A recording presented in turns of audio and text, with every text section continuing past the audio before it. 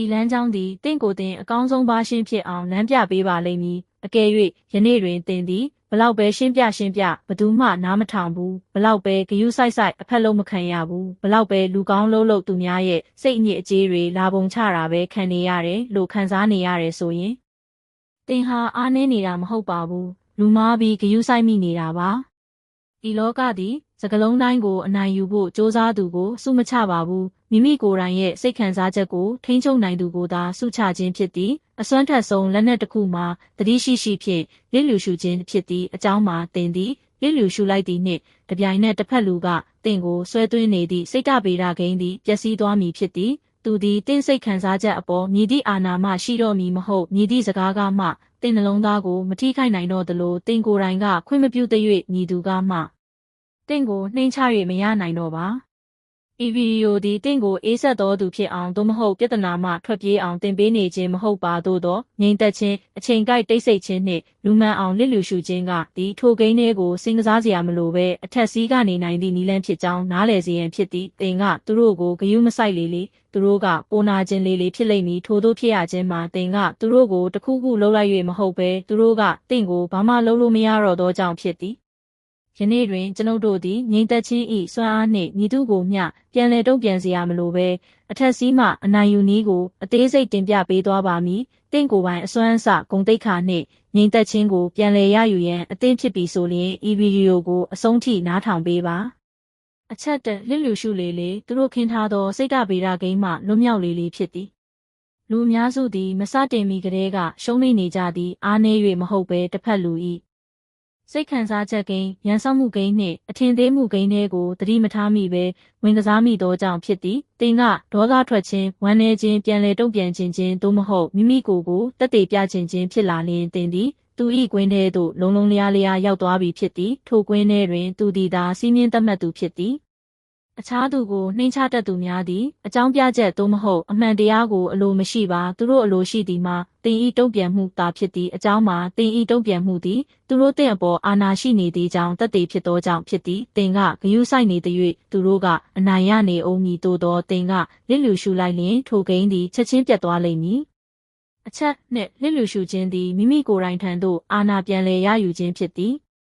လစ်လျူရှုခြင်းသည်အရှုံးပေးခြင်းမဟုတ်ပါအမှန်စင်စစ်တင်းသည်တစ်ဖက်လူထံသို့ပေးထားသောစိတ်ခံစားချက်ဆိုင်ရာအာဏာကိုရပ်တန့်လိုက်ခြင်းဖြစ်သည်တင်ကတုံ့ပြန်မှုကိုရပ်လိုက်သည်နှင့်အာဏာအလုံးသည်တင့်ထံသို့အလိုလျောက်ပြန်ရောက်လာမည်တင်ဤငြိမ်သက်ခြင်းသည်တစ်ဖက်လူအတွက်ဖက်ရခတ်သောထိန်းချုပ်၍မရသောအရာဖြစ်လာပြီးသူတို့သည်မလုံခြုံမှုကိုစတင်ခံစားရမည်ဖြစ်သည်အချက်3တိတ်ဆိတ်ခြင်းကလူဆိုးများကိုသူတို့ဘာသာပေါ်လွင်စေသည်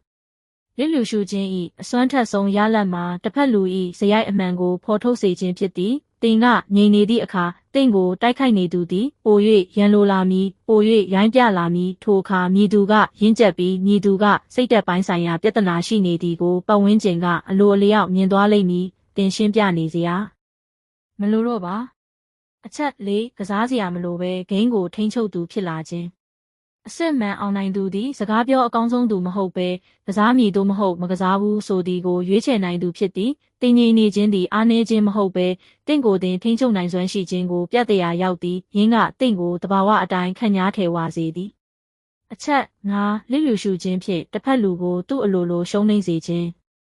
ရန်လိုသူတို့အတွက်အနာကျင်ဆုံးအရာမှာအရေးမလောက်ခံရခြင်းဖြစ်သည်တင်ကလစ်လျူရှုလိုက်သောအခါသူတို့၏စ조사မှုအားလုံးသည်အတိတ်ပဲမဲ့သွားသည်သူတို့သည်တင့်ကိုအပြစ်ပုံချ၍မရတော့ဘဲနောက်ဆုံးတွင်သူတို့၏ဒေါသများသည်သူတို့ကိုယ်တိုင်စီတို့သာပြန်လှည့်သွားလိမ့်မည်